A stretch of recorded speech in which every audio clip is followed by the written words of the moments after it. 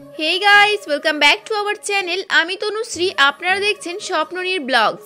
আলু পেঁয়াজ সমস্ত কিছু নিয়ে বসে গেছি ছাদে ছাড়াতে, কারণ আজকে বানাবো বিরিয়ানি। আর এই প্রথমবার আমি বিরিয়ানি বানাবো, তাই একটু ভয় লাগছে যে কেমন হবে। চলুন সবকিছু ছাড়িয়ে নিয়ে একদম মেন কাজে দেখা হচ্ছে। সবকিছু রেডি করে আমি ব্রেস্তাটা ভাজতে শুরু করে দিয়েছি, আর একটু ভাজা হলে এটা তুলে নেব। চলুন তাহলে ওদিকে আমি চিকেনটা ম্যারিনেট করে নিই। প্রথমে দিয়ে দেব রসুন বাটা, তারপর দেব আদা বাটা, তারপর দেব স্বাদ মতো লবণ, তারপর দেব কাশ্মীরি লঙ্কা গুঁড়ো, জিরে গুঁড়ো, বিরিয়ানি মশলা, তারপর দেব ব্রেস্তা। এরপর আমি দিয়ে দেব সরিষার তেল এবং হলুদ। তারপর এটা ভালো করে ম্যারিনেট করে নেব। চিকেনটা রান্না করার আধ ঘন্টা আগে ম্যারিনেট করে রেখে দেবেন, তাহলে চিকেনের স্বাদটা খুব সুন্দর হবে। চলুন এদিকে আমি কড়াইয়ে তেলটা দিয়ে দিলাম এবং তেলটা গরম হওয়ার পর এক এক করে আলুগুলো আমি দিয়ে দিলাম।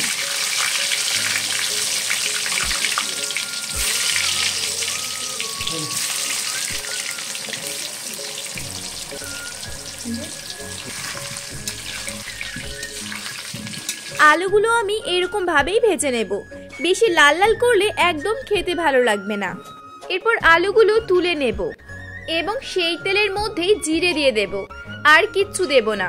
তারপর চিকেনটা দিয়ে দেব। যেহেতু চিকেনের মধ্যে সব মশলা মাখানো আছে, তাই আর কোনো মশলা দেব না। আর অনেকটা টাইম নিয়ে চিকেনটা কষিয়ে নেব। চিকেনটা একটু সিদ্ধ হয়ে আসলে এর মধ্যে এক এক করে সমস্ত আলুগুলো দিয়ে দেব।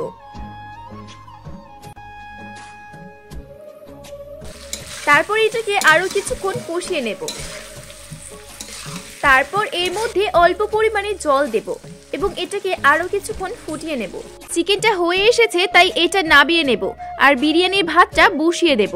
দারচিনি, ছোট এলাচ, বড় এলাচ, চক্রফুল জলের মধ্যে দিয়ে দিলাম। তারপর জলের মধ্যে সাদা তেল দিয়ে দেব। এবার জলটা গরম হতে দেব আর আমি ওদিকে কেশরটা গুলে নেব। জলটা ফুটে গেছে, তাই এর মধ্যে আমি ভিজিয়ে রাখা চালটা দিয়ে দেব।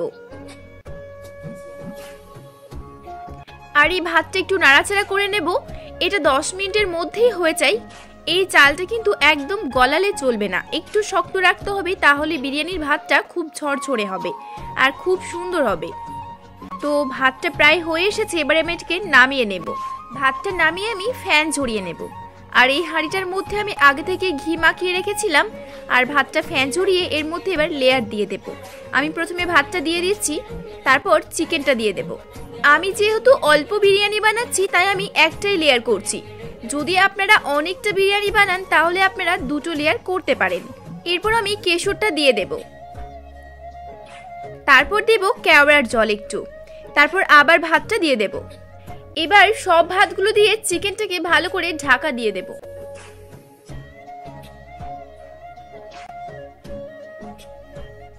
তারপর আবারও একটু দিয়ে দেব কেশর, এরপর আবার একটু কেওড়ার জল, অল্প পরিমাণে দেব আতর, তারপর দেব ঘি।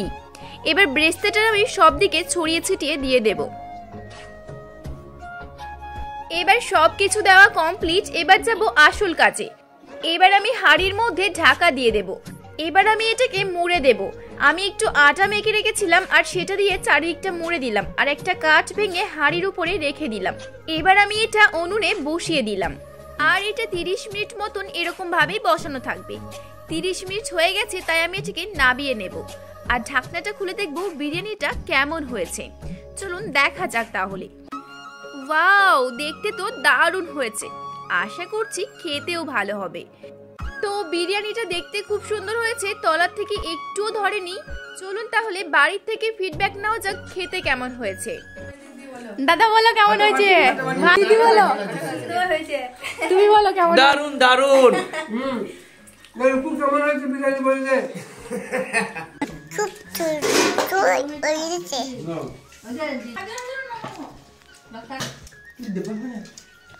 খুব